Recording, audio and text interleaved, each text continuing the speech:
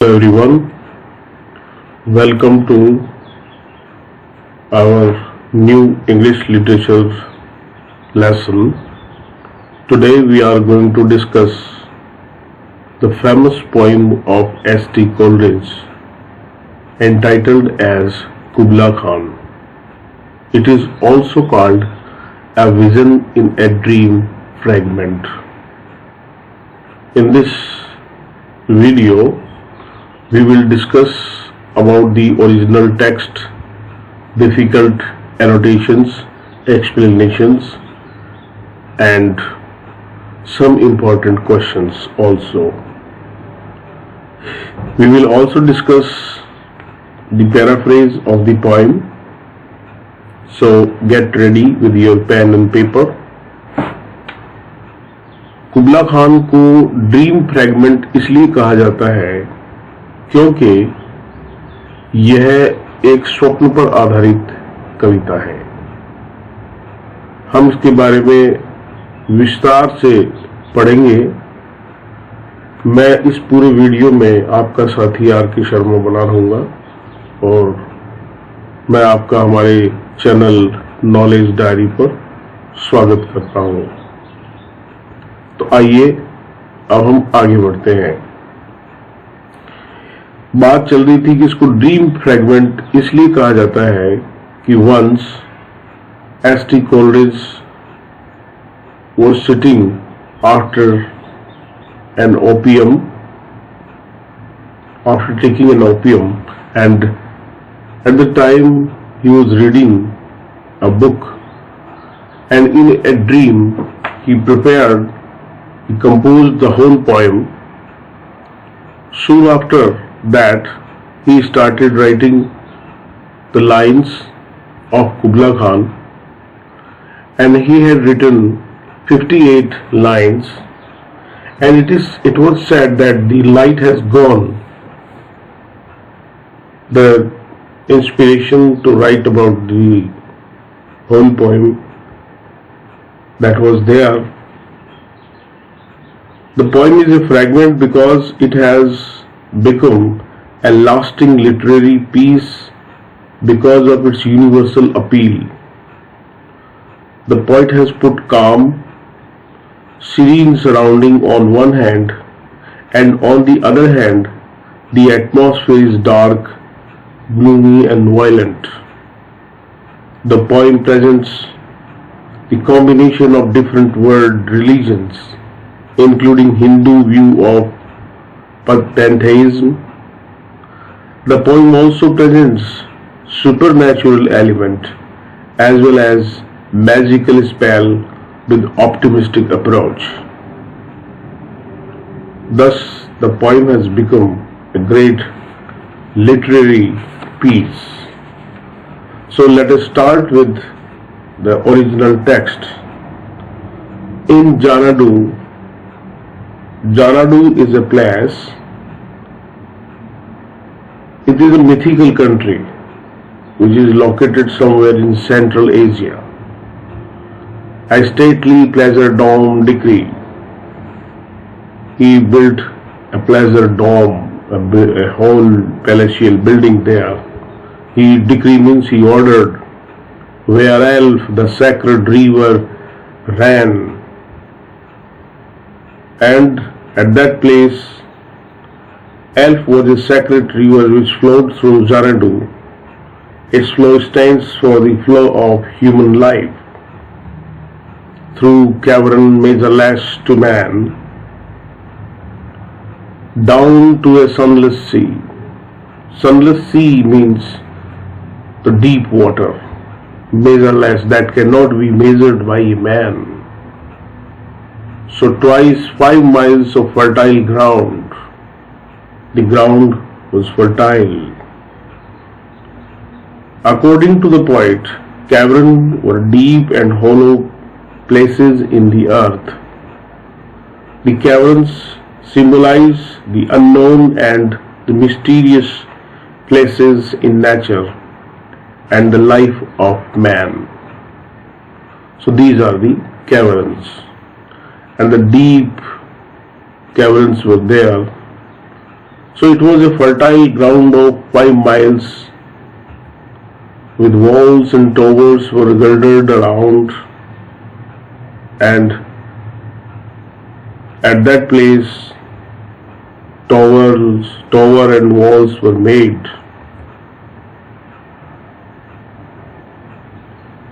And the next line is, and there was gardens bright with sinuous rills.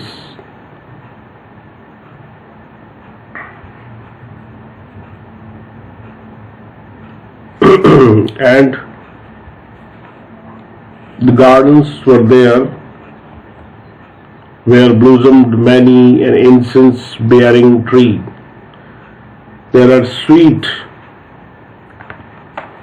bearing incense trees were there. And here were forests ancient as the hills. And the forests of that place were as ancient as the hills of that place, enfolding sunny spots of greenery. The sunny spots of green places were there.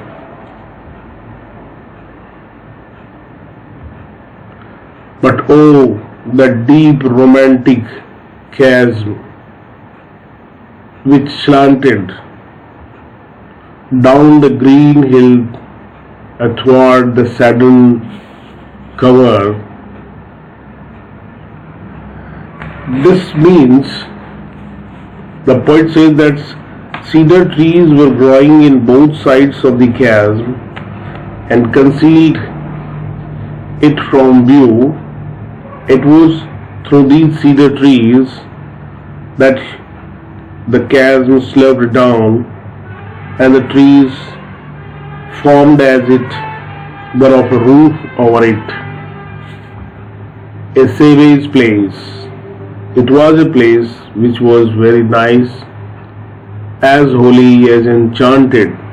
This place is holy as well as it is full of spell. It is spellbound. It makes a spellbound to a human being. As our beneath a waning moon was haunted by woman wailing for her demon lover, a woman who was wailing for her weeping for her demon lover, crying for her demon lover there. Here you see, the line means that as if the earth were breathless and gasping with pain. It is as if the earth, the mother of all, was undergoing pains of delivery. According to the poet, the water was flowing speedily. The water of the sacred river was being thrown out in the form of fountain. And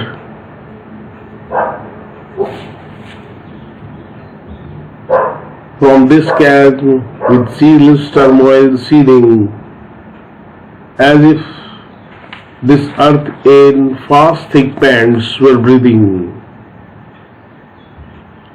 a mighty fountain momently was forced, amid whose half intermittent burst huge fragments vaulted like a rebounding hail or chaffy grain beneath the thresher's flail.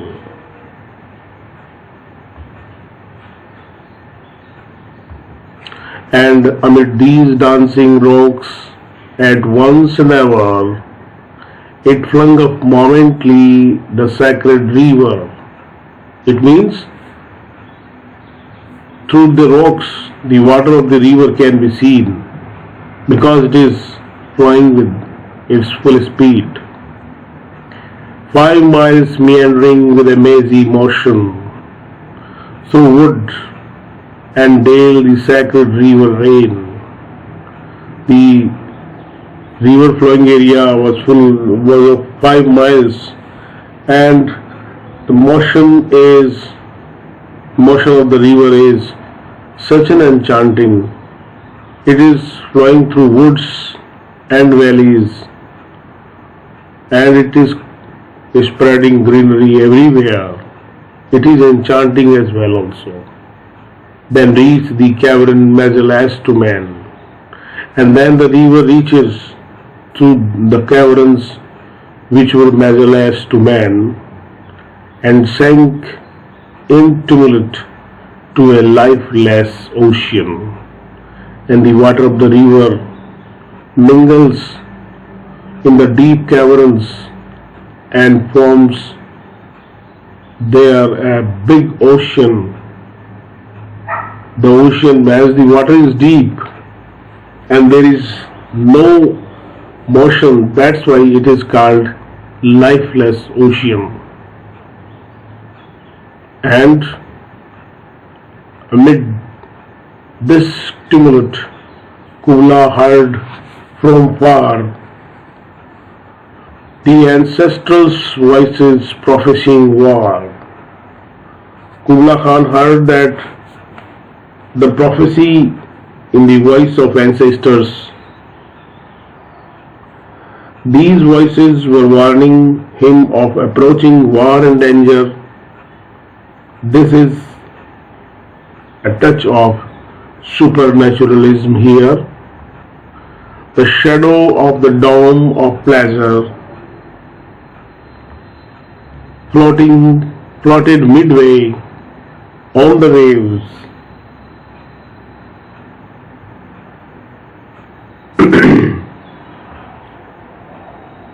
And where was heard the mingled measure from the fountain and the caves. It was a miracle of rare device. A sunny pleasure dome with caves of ice. The pleasure palace of Kubla Khan was a wonder of wonders. Undoubtedly, it was a miraculous building. Here you also see the opposite quality of in the palace, that it was sunny as well as it had icy cold caves. It could be the result of only a miracle. So a sunny pleasure dome with caves of ice you have seen here. A damsel with the dulcimer. Dulcimer is a kind of musical instrument and it is played by a damsel. Damsel means an adult woman, a girl which has not reached to the puberty. In a vision once I saw. Now here the poet is discussing about his dream. It was an Abyssinian maid, and on her dulcimer she played, singing of Mount Tabora. Could I revive within me her symphony and song? The poet is now in a position to hear the music of the Abyssinian maid, which was played by her on the dulcimer. He says that he is in position to revive the symphony and the song that she was singing about Mount Tabora.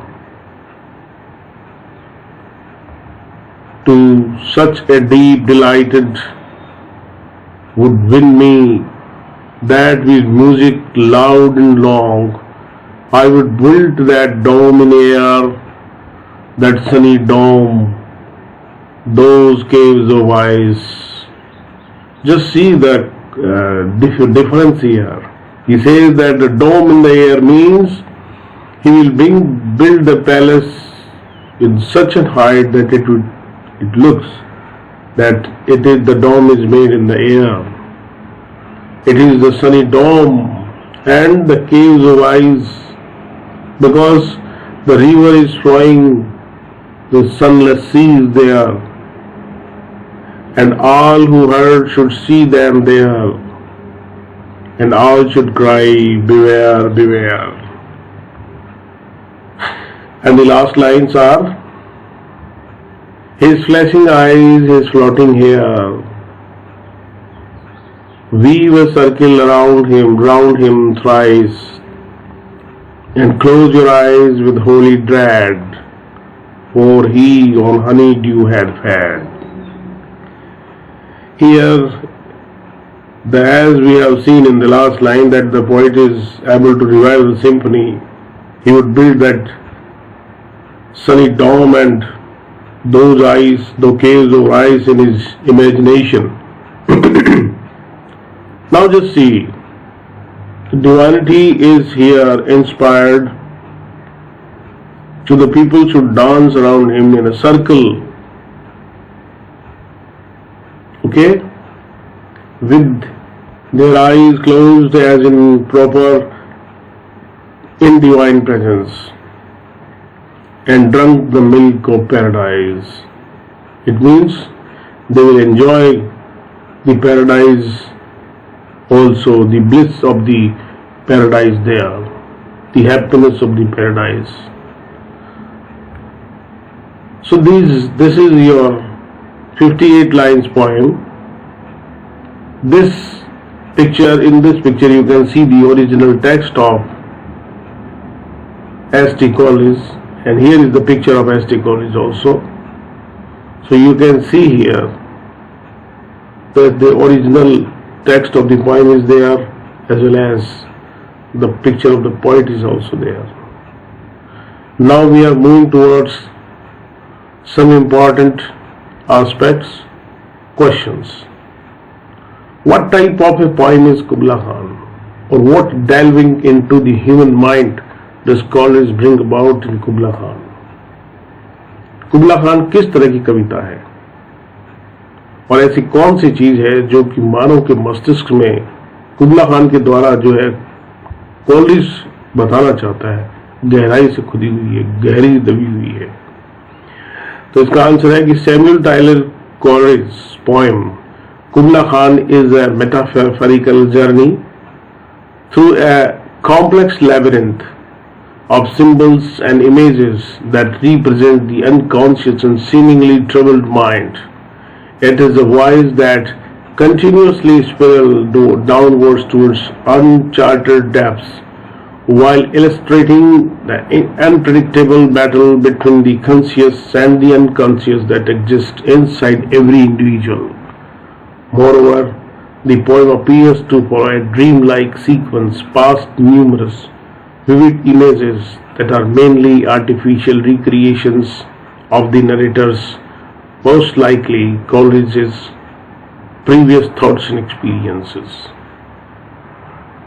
And the next question you can see here, why is the poem called a fragment?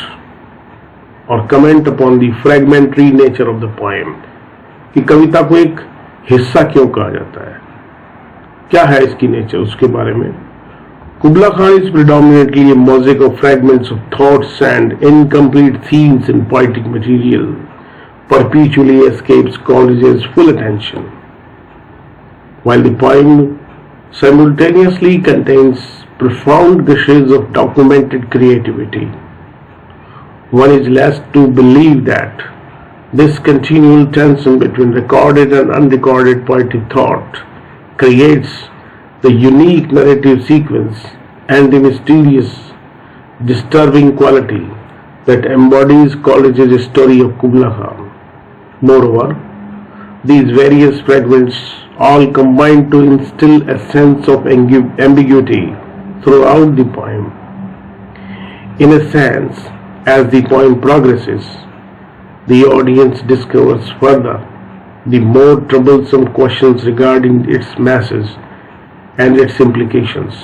The audience perhaps even begins to wonder if there are indeed absolute answers, or whether Coleridge consciously intend to create an unresolved poem. That's why we call it a fragment of thought. And the next question is, comment upon the syntax and pattern of the poem. Although there is no consistent syntax, rhyme or meter in Kubla Khan, the poem begins its journey through the mind in a conscious and calculating manner. The first 4 lines of the poem in fact appear to almost directly derive from a passage of Purchas Pilgrimage as the narrative voice softly drifts into a dreamlike state. Coleridge's paraphrasing of a relatively accessible published piece of literature seems to provide the narrator with a solid foundation to build his seemingly inaccessible poem upon. And the next is, comment upon the 5th line, down to the sunless sea. The 5th line, however, is marked by an indentation. The words down to the sunless sea appear to initiate an abrupt drop into the unconscious and away from the character Kubla. There is an initial sense of natural mysticism and eastern tranquility among the gardens, bright with sinuous rills and a vibrant, incense-bearing tree, in this sense of fertile greenery. And the next is, what does the color green signify? Interestingly, the color green uniquely exists on a dual level, as it is able to convey the vitality of life and vegetation, while simultaneously conveying an undertone of fear, jealousy, ill humor and sickness that most likely dominates Coleridge's own subconscious thoughts and soul. Green as emerald, this abandoned greenery, however, is soon met by a romantic chasm that ironically is described as savage and haunted. And the next is, what turmoil of the unconscious mind is presented in the second stanza? After the narrator's initial description of the majestic setting of the unconscious thought, the second stanza is dominated by the ceaseless turmoil that exists within the deeper layers of unconscious mind.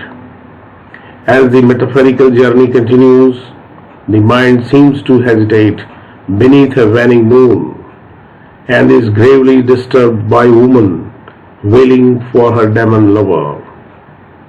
Underneath this foreboding shadow of the moon, this haunting image of the wailing woman implies the presence of unconscious desire and loss and conflict that perpetually wails inside the mind. What image is portrayed by a wailing woman for her demon lover? As the metaphorical journey continues, this mind seems to habitate beneath a waning moon, is gravely disturbed by a woman wailing for her demon lover. Underneath this forwarding shadow of the moon, this haunting image of the wailing moon implies the presence of unconscious desire and loss and conflict that perpetually wails inside the mind. So, the next is,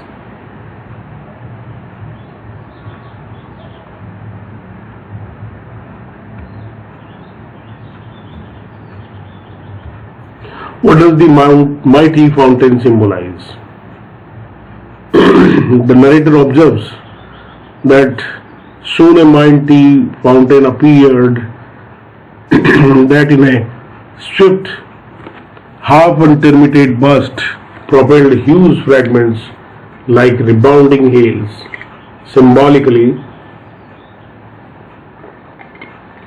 this fountain seems to present the haunted, violent and sporadic inspiration that raptures upward from the unconscious Interestingly, the narrator describes this inspiration as rebounding, perhaps in an attempt to illustrate that undetected or uncontrollable inspiration is almost immediately lost and therefore symbolically returns to the depths of unconscious from which it arose in a sort of ongoing creative cycle.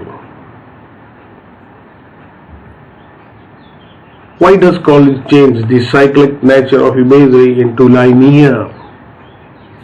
The cyclic imagery of Coleridge's Kubla Khan abruptly turns linear as the narrator fixes his attention upon the mazy motion of the sacred river.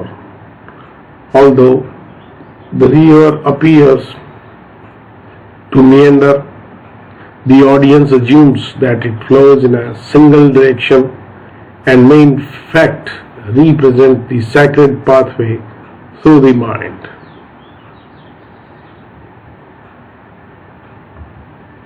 And with this, we come to the end of our video. Thanks for your time. Keep watching our videos. Until then, happy learning.